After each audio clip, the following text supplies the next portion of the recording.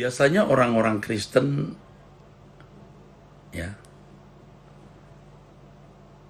atau banyak orang Kristen hanya sampai tingkat hidup dalam keberagamaan ya. Pada umumnya begitu, hidup dalam keberagamaan, Saudara. Mereka cukup puas dengan kelengkapan liturgi dan kelengkapan doktrin ya. Dan pengetahuan tentang Allah atau teologi yang dimilikinya. Ya. Biasanya mereka cukup puas hanya sampai di situ, saudara-saudara. Ya. Pengetahuan Alkitab atau teologi dan liturgi mestinya tidak boleh menggantikan kita punya perjumpaan dengan Allah. Tidak boleh. Tapi banyak orang merasa cukup puas. Pokoknya yang penting ke gereja, sudah mengaku Kristen, memiliki pengetahuan teologi, ya, tetapi tidak pernah mengalami perjumpaan dengan Allah. Dan tentu tidak pernah berjalan dengan Allah. Saya sudah menyinggung, saudara, kalau Allah itu realitas. Mestinya kita mengalami dia. Sebagaimana kita bersentuhan dengan individu, ya, dengan orang tua, dengan pasangan hidup, dengan anak, dengan teman sahabat. Dan ini sebuah interaksi yang konkret. Ya. Hubungan interaksi yang konkret, hubungan interpersonal yang nyata. Hubungan antar pribadi. Mestinya dengan Allah juga begitu. Coba kita renungkan, saudara. Allah itu ada atau eksis sebelum segala sesuatu ada. Dia tidak bebayang, dia tidak berubah, dia tidak lenyap.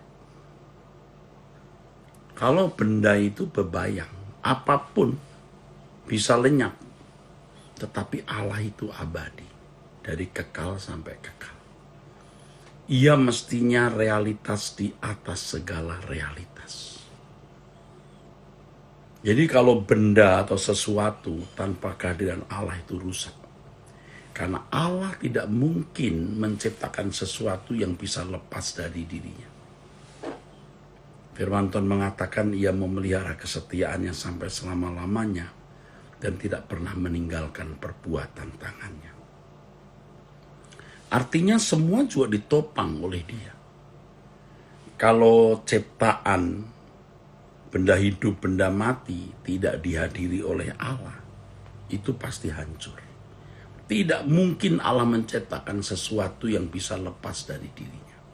Apalagi makhluk manusia. Yang diciptakan segambar dan dirancang serupa dengan Allah. Dan dengan keberadaan segambar serupa itu, manusia berpotensi untuk berinteraksi dengan Allah. Nah, ini istimewa sekali. Saya ulangi ya, saudara. Allah itu realitas. Dia ada dari kekal sampai kekal. Bahkan segala sesuatu ini ya, ada karena dia. Dia realitas di atas segala realitas. Dia mestinya lebih realitas dari segala realitas. Kalau ada sesuatu tidak terkait dengan dia, itu pasti hancur. Apakah itu benda mati atau benda hidup. Karena Allah tidak mungkin menciptakan sesuatu yang lepas dari dirinya. Tidak mungkin. Ya, tidak ada sesuatu yang dia ciptakan lepas dari dirinya, tidak mungkin. Allah menopang segala sesuatu, saudara.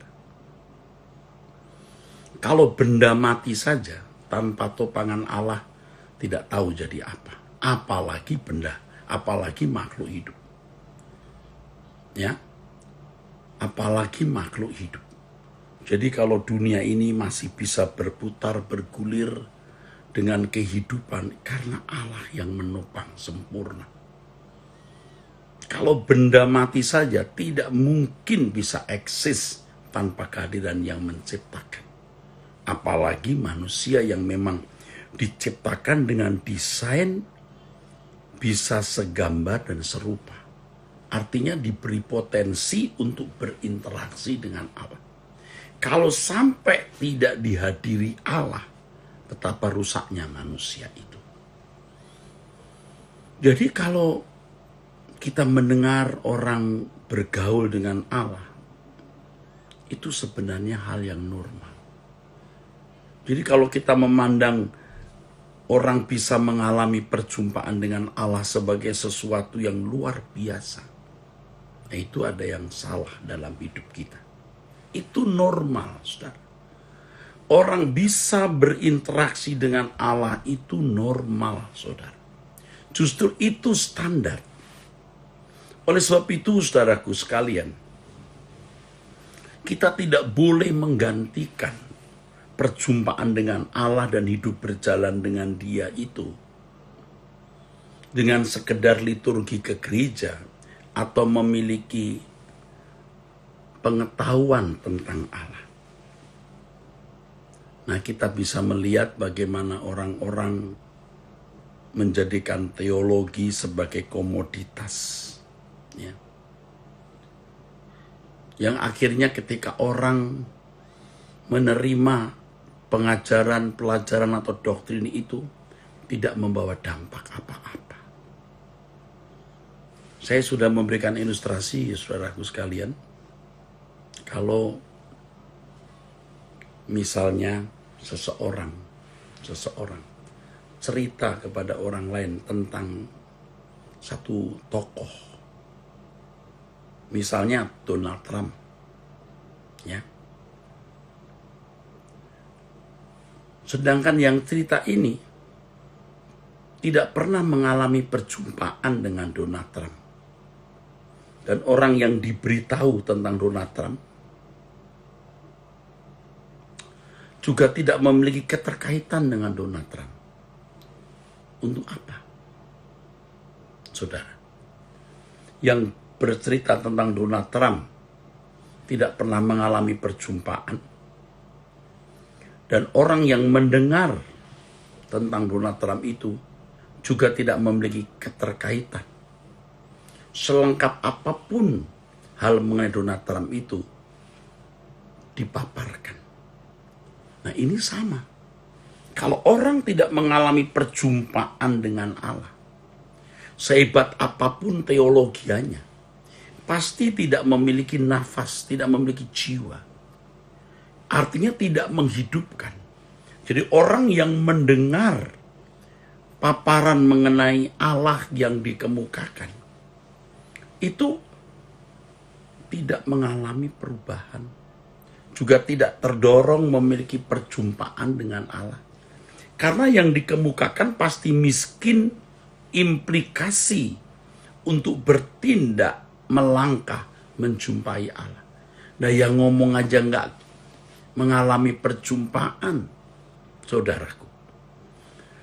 Ini yang terjadi di dalam kehidupan orang-orang Kristen hari ini. Teolog-teolog yang cakap berbicara tidak mengalami perjumpaan dengan Allah. Apa yang bisa ditularkan atau diimpartasikan kepada jemaat, saudaraku? Ya.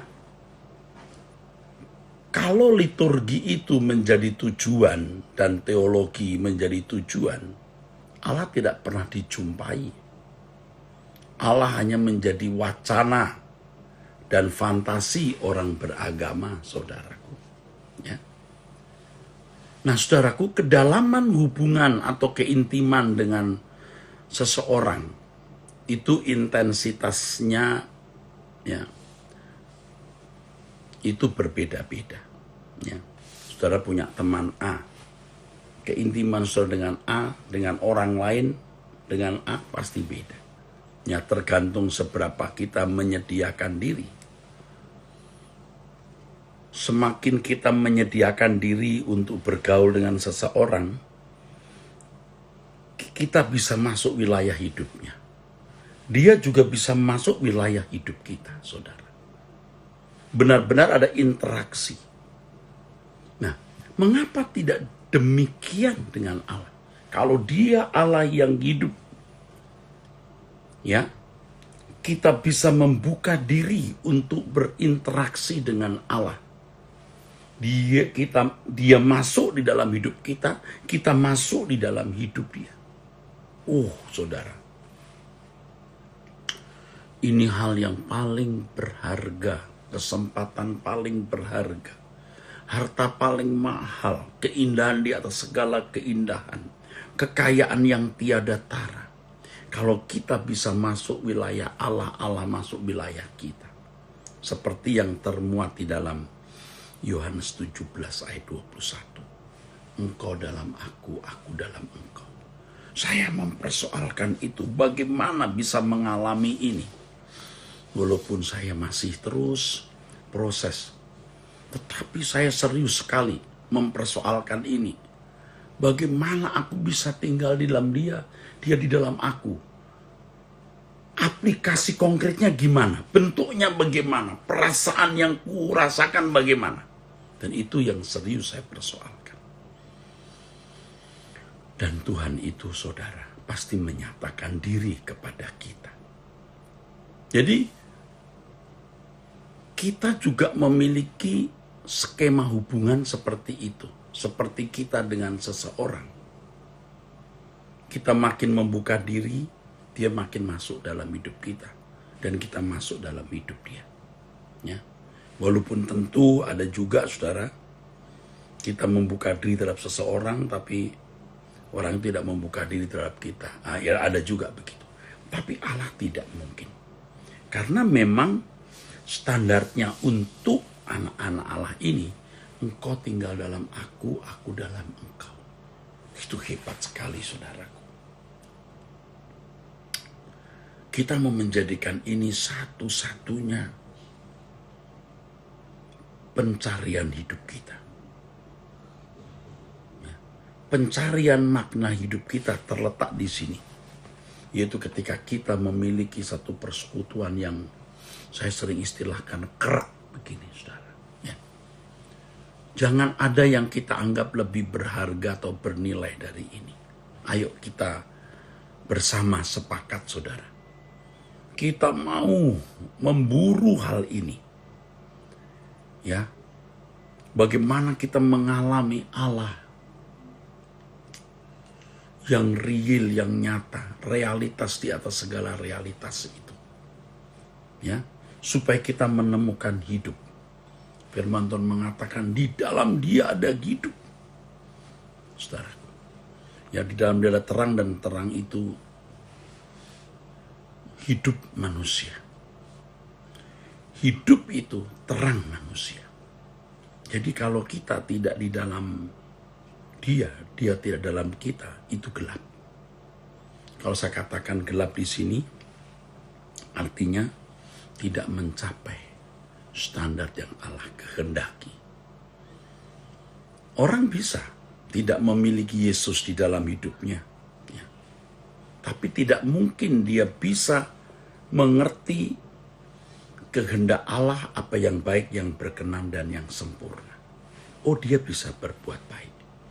Dia bisa bijaksana di dalam pandangan mata manusia.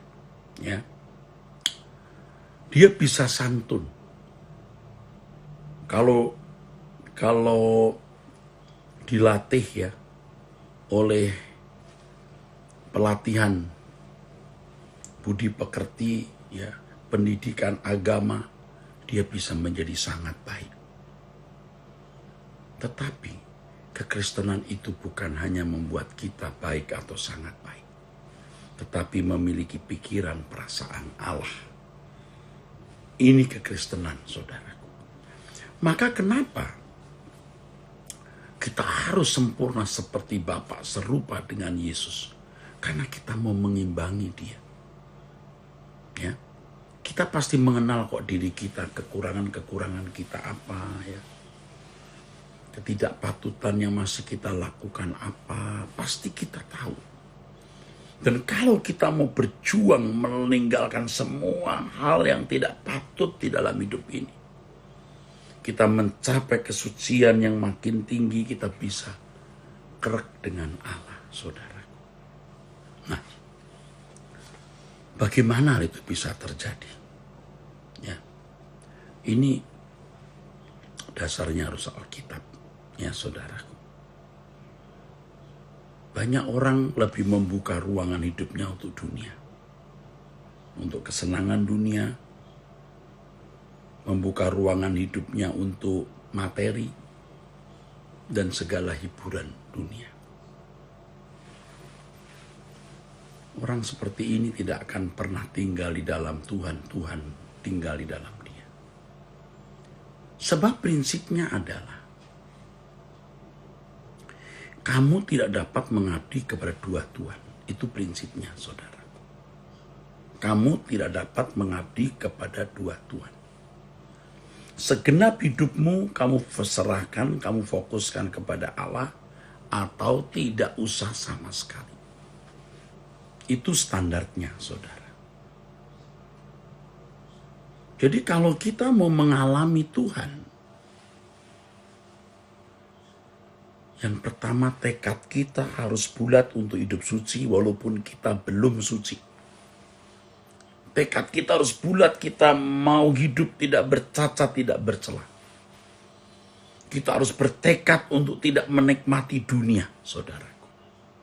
COVID ini berlalu atau tidak berlalu, tidak menjadi masalah besar untuk kita. Yang penting bagaimana kita setiap saat hidup tidak bercacat, tidak bercela. Di dalam kekristenan tidak ada paket boleh memberikan sebagian hidup kita. Tidak ada. Segenap hidupmu kamu persembahkan atau tidak usah sama sekali. Jadi kekristenan itu, saya katakan dalam pertemuan kemarin itu, bukan hanya mewarnai hidup kita. Agama biasanya hanya mewarnai hidup seseorang. Kekristenan itu menyita seluruh hidup kita. Untuk itu kita hidup. Tidak ada tujuan lain. Ya. Tentu ini tidak dipaksakan, saudaraku. Saudara harus rela memberi atau ya tidak usah sama sekali. Ya. Jadi kesempatan untuk memasuki wilayah Allah ini, luar biasa. Sejak kita di dunia, sebelum kita menutup mata. Oleh sebab itu dia harus menjadi satu-satunya yang berharga dalam hidup kita. Biasanya kita mengatakan kau yang terindah dalam hidupku. Nggak salah juga sih sebenarnya kalimat itu. Tetapi juga bisa salah ketika kita memiliki hierarki. Prioritas Allah nomor satu. Yang kedua baru keluarga, baru pekerjaan, dan lain sebagainya. Itu tidak tepat. Allah itu satu-satunya yang berharga. Tidak kita bandingkan dengan apapun dan siapapun, saudara. Ya, saya mengerti bicara ini gampang ya, prakteknya sulit. Tapi saya sudah nekat, saudara. Pokoknya sudah nekat, saudaraku. Dan saya bisa merasakan keindahannya. Saya mengajak saudara untuk nekat. Saya katakan di pertemuan yang terdahulu, saya ini bukan orang hebat, tetapi saya nekat. Dan saya belajar nekat. Saya mengajak saudara-saudara untuk nekat. Jadi untuk membangun relasi dengan Allah, tidak boleh ada sesuatu yang menghalangi, saudaraku. Tidak boleh ada sesuatu yang menghalangi. Ya, tidak boleh. Nantinya kalau kita mencintai keluarga, mencintai siapapun karena Tuhan. Nantinya kita memiliki kesenangan apapun karena Tuhan menyenangi hal itu. Jadi kalau Tuhan tidak menyenangi hal itu ya tidak bisa kita.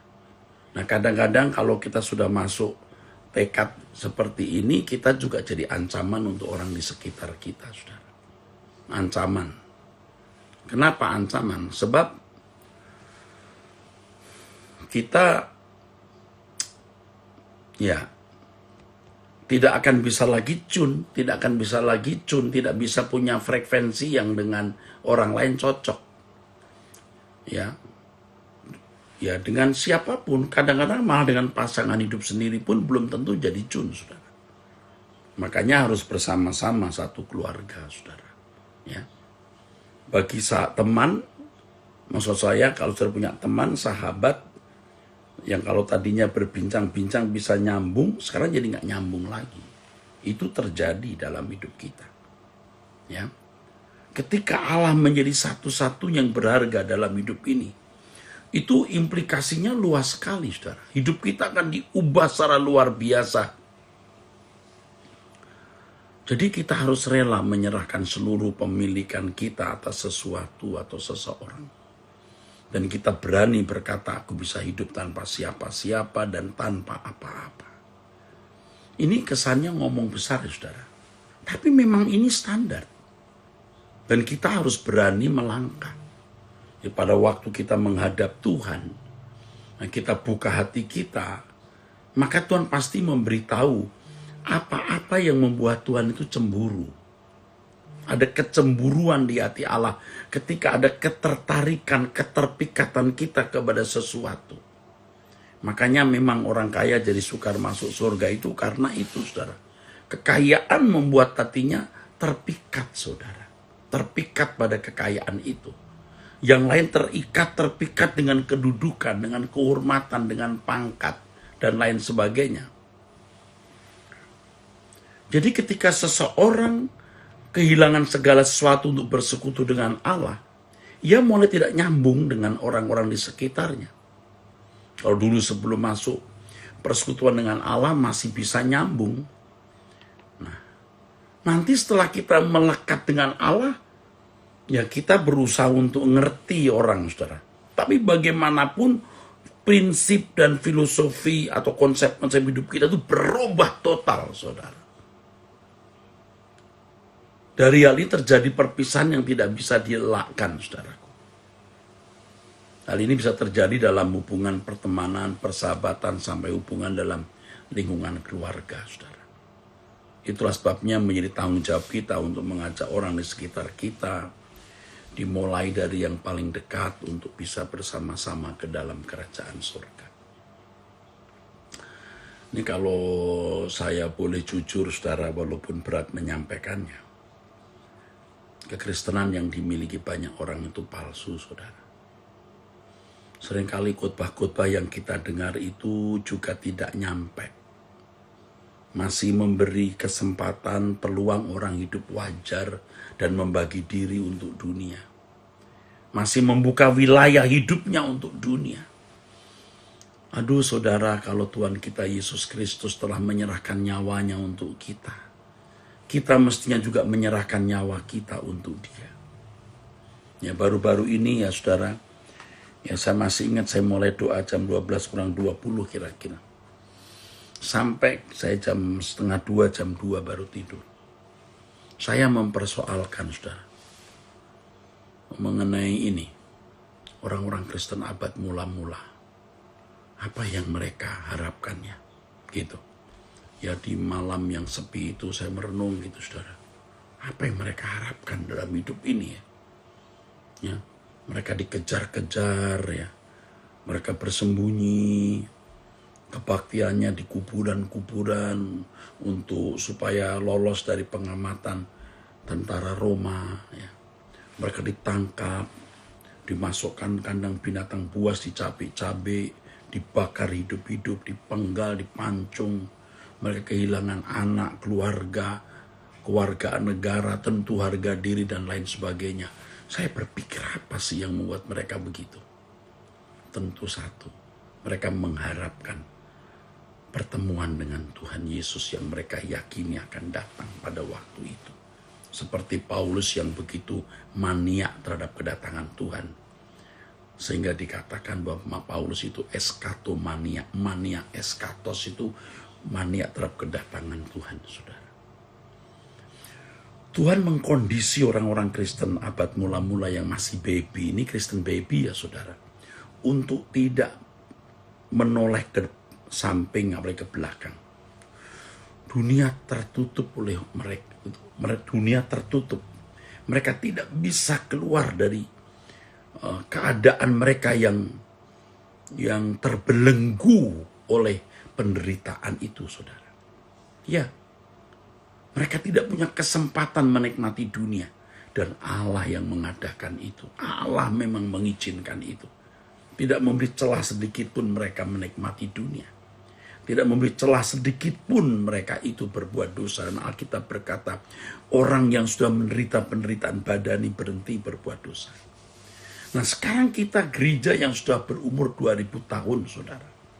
Kita tidak mengalami aniaya dan Allah tidak mengkondisi kita mengalami aniaya. Karena gereja mesti sudah dewasa. Gereja mesti mature, dewasa. Nah, kita mestinya walaupun memiliki peluang untuk masuk ke dunia, menikmati dunia, kita menutup hati kita terhadap dunia. Dan kita membuka wilayah hidup kita untuk Tuhan. Dan ini memang hal yang sangat pribadi. Ya. Saudara bisa memiliki mobil mewah atau tidak memiliki apa-apa.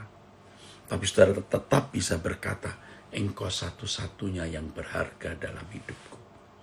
Engkau bukan yang paling berharga dalam hidupku. Engkau bukan urutan yang pertama, ya Allah. Tapi engkau satu-satunya yang kumiliki. Nah, saudara, orang seperti ini baru layak memiliki Allah dan dimiliki oleh Allah. Kalau nanti suatu kali, pasti itu ya, kita melihat kekekalan. Kalau orang melihat keindahan kerajaan surga, dia baru mengerti tidak ada artinya meninggalkan segala sesuatu di bumi ini. Tidak terikat dengan percintaan dunia. Tidak terikat dengan hobi-hobi dan kesenangan. Oh, kebahagiaan. Tidak ada artinya dibanding kemuliaan yang akan kita peroleh. Sebaliknya ketika melihat neraka abadi, neraka kekal, orang berkata, aku menyesal. Tetapi tidak ada kesempatan memperbaiki diri. Yang adanya rata tangis dan kertak gigi, saudara. Nah, sekarang kita harus mengambil keputusan, memilih. Dia menjadi satu-satu yang berharga atau tidak usah sama sekali. Kalau saudara berpikir, masa sih Tuhan sebegitu kejamnya? Oh, dia Allah yang absolut. Allah yang absolut. Kita harus tunduk kepada kedaulatan Allah. Tentu Allah tidak memaksa. Kita yang harus memaksa diri kita untuk tunduk dalam kedaulatan Allah yang absolut itu. Saudara harus melepaskan segala sesuatu baru memiliki Kristus atau memiliki Allah. Atau tidak usah sama sekali. Paulus mengatakan dalam Filipi pasal 3 ayat yang ke-7 sampai 10. Aku melepaskan semuanya dan menganggapnya sampah, supaya aku memperoleh Kristus. Harus ada barter. Barter sampai tingkat di mana kita menjadikan dia satu-satunya harta kita. Jadi saudara, Kristen yang kita miliki selama ini ternyata Kristen murahan. Kristen tanpa pertaruhan. Kristen modifikasi. Kristen yang telah merosot nilainya seperti rupiah terhadap dolar. Ya, kasihan. Itu juga yang pernah saya jalani selama bertahun-tahun. Sehingga hidup saya tidak menjadi inspirasi yang jelas bagi jemaat. Bagaimana melepaskan segala sesuatu. Kalau Anda tidak mau menjadi miskin di bumi ini, Anda tidak pernah kaya di dalam dia. Miskin di bumi bukan berarti kita tidak punya fasilitas. Kita boleh memiliki segala sesuatu, fasilitas, rumah, mobil, dan lain-lain. Tapi kita tidak merasa memiliki dan tidak terikat. Sebab kalau kita merasa memiliki, kita pemberontak sebab pemiliknya Allah. Jangankan harta kita, uang kita pun milik dia. Maksud saya, jangankan uang harta kita, diri kita pun milik dia kok. Dan kalau kita terikat, wah itu sebuah perselingkuhan, saudara. Perselingkuhan. Sebab Tuhan yang harus menjadi satu-satunya harta kita yang berharga. bukan prioritas, bukan urutan nomor satu, tapi satu-satunya, saudara. Ayo kita berjuang. Saya bertanggung jawab atas apa yang saya katakan ini. Kalau engkau tidak mati, engkau tidak akan hidup. Kalau engkau tidak kehilangan segala sesuatu, engkau tidak memperoleh segala sesuatu di kerajaan surga. Kalau engkau tidak miskin, engkau tidak akan kaya di kerajaan surga. Ingat, kata miskin bukan berarti lalu saudara menjadi orang yang tidak bermilik apa-apa.